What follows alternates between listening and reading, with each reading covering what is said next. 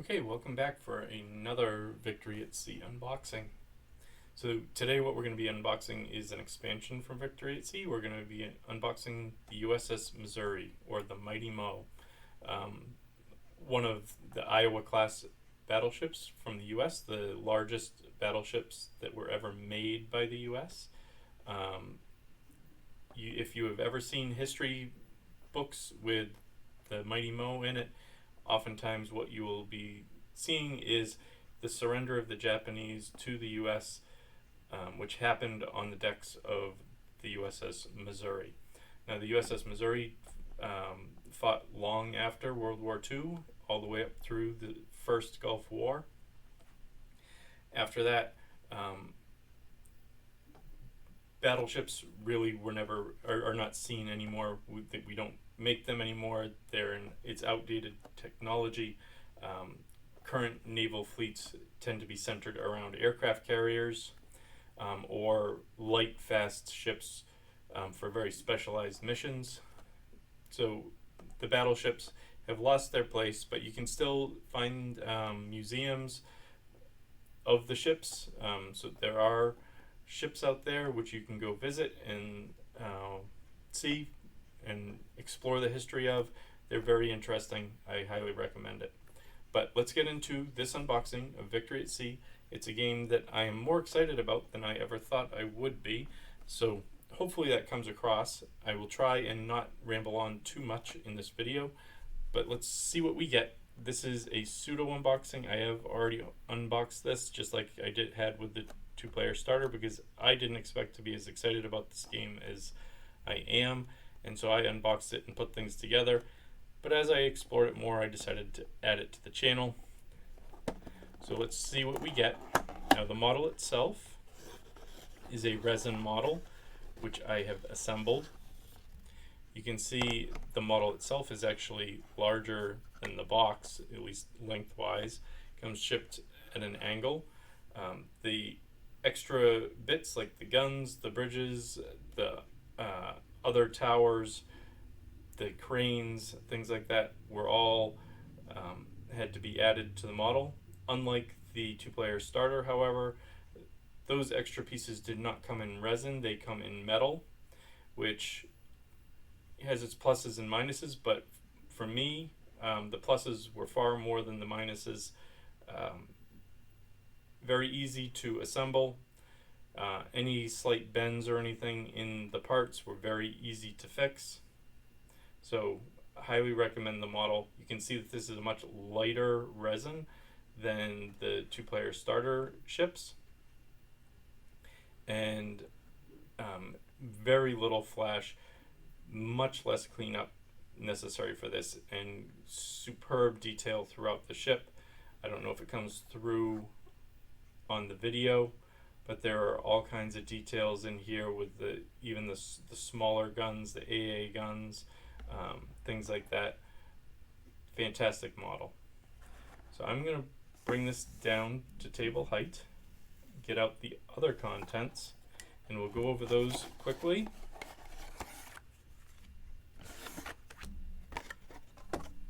I'm just going to refocus. I'm going to zoom in a little bit and refocus. Alright, so we do get damage sliders in every expansion. Good to have. They're useful and easily lost and damaged, so it's good to have extra. We always get a Care for Warlord resin information sheet. Very good information. If you have never worked with resin before, I do recommend reading this about how to prep the model before assembling and painting. But after you get used to this, it will probably become recycling bin fodder fairly quickly. And then, of course, the most important thing in the box, probably, maybe even for some people, maybe even more than the model itself, although the model is beautiful and that's really what we're paying for. But the ship stats are what makes it a game. You see, it's 850 points. The largest US ship in the two-player starter was only 140 points. So you can see that this is going to be significantly bigger. It's a battleship, flank speed of 6, which is pretty fast for a ship this large. We have armor of 6, which is going to make it damaging it extremely difficult unless you have big guns like it has. Its hull is 115 to start, which is a lot of hull to eat through. At 38, it becomes critically damaged. Has several traits. We have advanced radar, aircraft 3, and armored deck. The armored deck helps protect from plunging fire. Ships would fire from quite a distance, so shells would be coming at a downward trajectory, not a sideward trajectory, which means that the shells would more likely be hitting the deck than they would the side of the ship. So an armored deck helps negate the benefits that you gain from plunging fire. And torpedo pelt 3, which gives it a lot better defense and a lot more ability to absorb torpedo shots. Our 3 main guns are going to be our A, our B, and our Y turret. A, B, and Y. These can all be shot together or split when attacking other ships. The A and the B can shoot out the front, starboard, and port. The Y turret can shoot out of the aft, starboard, and port. Their point blank range is 10 inches, a short range of 21 inches, long range of 31, extreme range of 42. Now, the long and the extreme we will go over in rules in the future. Each of the guns, because there are 3 16-inch guns, they each throw 3 attack dice. They have an armor-piercing benefit of +2 and a damage dice of 3. So that what that means is when you throw 3 attack dice, if they all are good enough for a hit, you would be throwing 9 damage dice. So this is a per dice number, the damage dice number. The attack dice are the total number of dice that you're going to initially throw when attacking. These are heavy weapons, which means against fast ships like a destroyer, you won't be able to train those guns on a fast moving ship like this at point blank range. So oftentimes destroyers will want to get in close to get their torpedo shots off on large battleships and then get out as quickly as they can. We have our light guns. There's 20 of them mounted all around the ship with ranges of 4, 9, 13, and 18. For a total of 18 attack dice. They have a -2 to armor piercing, and for each hit you're going to throw 1 damage dice. These are dual purpose, which means they can be used for anti-aircraft using special rules.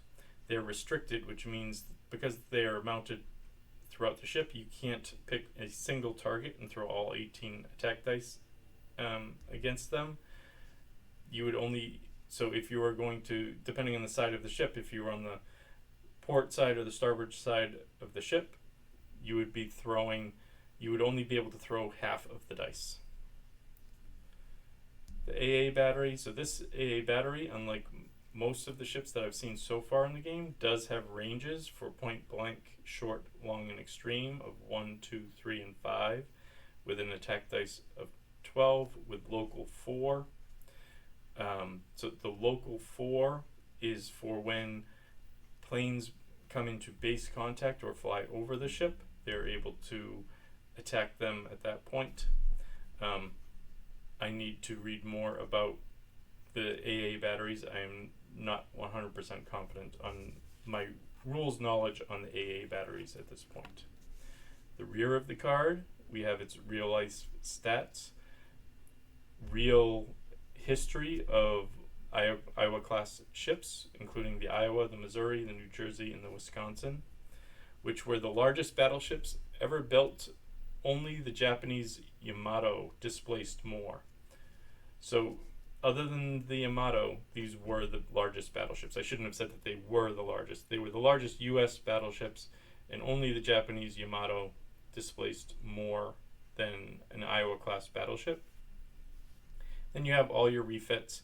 And just remember, if you take a refit from a certain year for a certain ship, you have to take all the refits for that ship for the prior years as well. So if you're playing a game from 1945, you would have to take any previous year refits for that ship. And also remember, just because you bought the USS Missouri model, you could run it as the Iowa if you would like, and if you would prefer to take the Iowa with the Iowa refits, you could do that. Same with the New Jersey and the Wisconsin. You can do that. For this ship, most, if not all, of the refits relate to the AA battery.